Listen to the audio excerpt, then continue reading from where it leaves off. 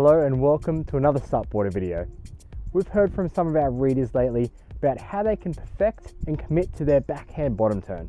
So we've made a video that's available to all, and it's going to teach you how you can perform a backhand bottom turn that you can rely on. Relying on your backhand bottom turn is really critical to mastering surfing in both directions, as it sets up your wave down the line. It is a maneuver that links turns together and is the foundation of good SUP surfing. A bottom turn on your backside is much harder to commit to and perform as you are on your heels with your back to the wave face and cannot see exactly where you want to get to. To some degree, you are surfing blind. But we're going to help you commit and engage with your backhand bottom turn. In this video, we will cover the basics of performing the bottom turn and then add in and break down the important elements of exactly how you can commit to a backside bottom turn that you can rely on. Firstly, let's look at how you perform a backside bottom turn. Generally, when you go into a bottom turn, you want to have a good idea of the next major maneuver you are going to perform. A major maneuver could be a top turn, a cutback, a floater, or any other variation. This will determine how we hold the paddle going into the backhand bottom turn. There are two different styles based on how we hold the paddle.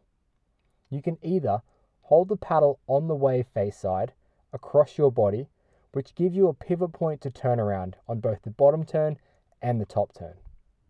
Or we can hold the paddle in front of us out of the water and bring it around with us when carrying out our backhand bottom turn. It is a personal preference to how we hold the paddle, and we use it in different ways.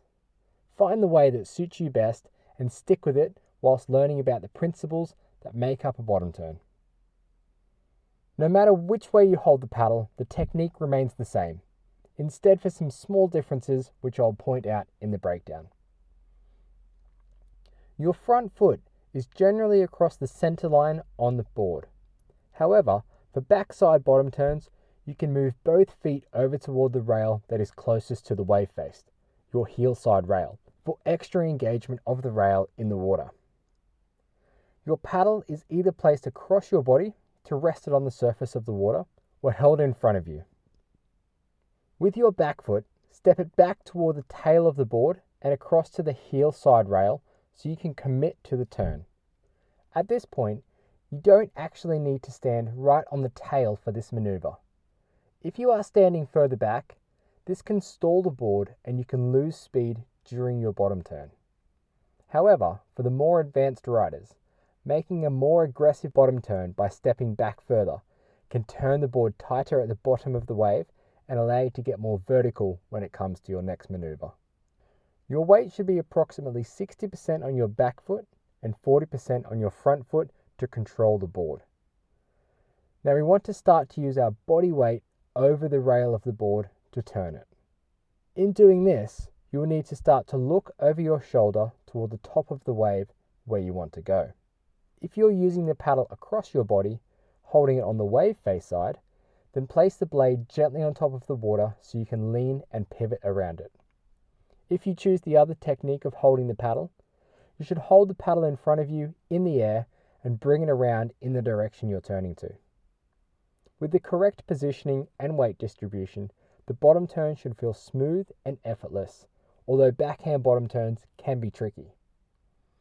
As the board starts to project up the wave face, you will need to exit your bottom turn as you leave the bottom of the wave by applying pressure to your back foot so you can initiate your next maneuver. If you're holding the paddle across your body and resting on the wave face, you will then need to lift it out of the water and across your board to place it in the water when doing your next turn. If you're holding the paddle in front of you, you should be fine to place the paddle in the water and lean across it during your next maneuver.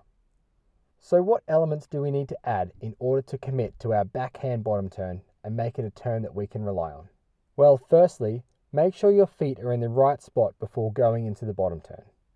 Generally, surfers will move and shuffle their feet around to find the right spot before initiating their bottom turn.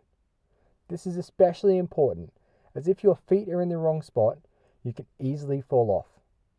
Make sure you do this, as you won't be able to move your feet during the bottom turn. A wider stance is better for the backside bottom turn, as it gives you balance and control.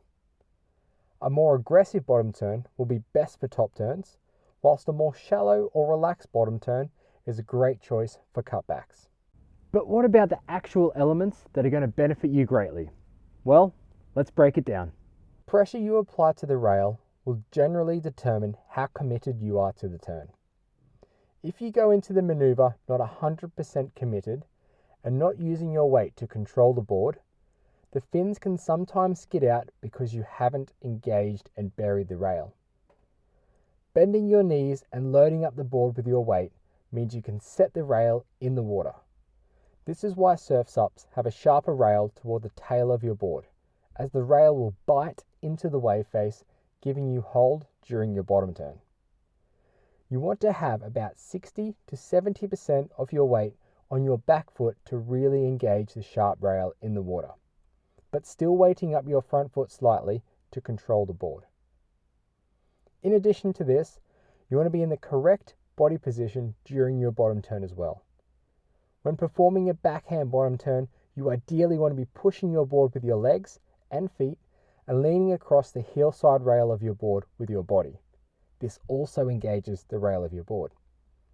Compressing and bending with your knees means you are staying compact on your board when you initiate your bottom turn. The more you bend and compress, the more spring and speed you will get as you extend your legs as you come out of your bottom turn, which will put you higher up on the wave face. When we are surfing, we always want to focus on where we look, as this is exactly where the board will go. We already mentioned that you should be looking over your shoulder toward the spot where you want to place your next turn. What we need to add in here is rotation with our chest. Pointing the middle of your chest where you want the board to go is a defining element in committing to and relying on this bottom turn. Plus, by rotating our chest, we can see more of the wave that is behind our back. If you can't see where you go, then you're not committed to performing a bottom turn you can rely on. You can use this rotation with either paddle hold choice, be it across your body or placed in front of you. Always remember to rotate your chest. Like we mentioned before, you need to know which maneuver you are setting yourself up for. A bottom turn is a linking maneuver that begins before each major maneuver on the wave. Knowing which major maneuver you will be doing after your bottom turn is also a critical element in performing a bottom turn you can rely on, because if you're in two minds of which turn to do, or don't know what you are planning for, then chances are you won't commit to your bottom turn and know which way to hold the paddle. Also remember, don't be too far forward when carrying out your turn, as you'll catch a rail and fall off. I hope this breakdown gives you the confidence to commit to a backhand bottom turn that you can rely on. Remember to engage the rail, compress with your knees, make sure you bend your knees so you weight up the board, look where you want to go, rotate, and above all, make sure you commit 100% to your backhand bottom turn. Thanks for tuning in to this SUPboarder video. Please feel free to like and comment below. We look forward to bringing you another SUPboarder video really soon. Thank you very much.